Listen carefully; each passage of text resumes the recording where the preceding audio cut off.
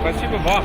Тончайшая пластика в прочнейшей бронзе. Скульптура Рудольфа Нуриева – первый в России памятник артисту и первая работа Зураба Церетели на татарстанской земле. Ее поставили в сквере оперного театра, в котором Нуриев дважды выступал и сам.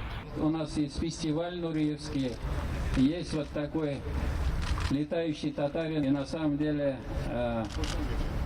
оперный театр и все наши помыслы, замыслы реализованы вот этой скульптурой. Это первая работа Зураба Церетели в Татарстане. Идею он вынашивал еще с 2008-го. До воплощения долгих 10 лет. Бронзовая скульптура запечатлела легендарный прыжок в свободу. Изначально она должна была попасть на историческую родину танцора – в Уфу. Но судьба распорядилась иначе. Я уже сказал, что хотите от меня.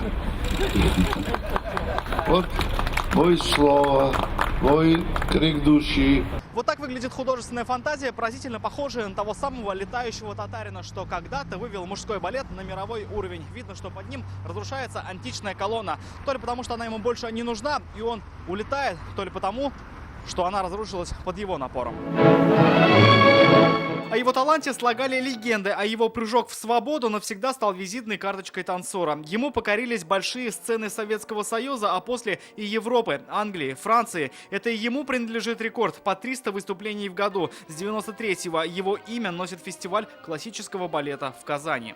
Если мы сегодня поедем в Европу или в Америку и представимся как представитель сын татарского народа, если я представлюсь, они не разберутся. А вот когда им скажешь, что я сын того народа, откуда Рудольф Нуриев, вся Европа поймет, вот это гордость. Памятник очень хороший, и его сделал Зураб Церетели, Зураб Константинович.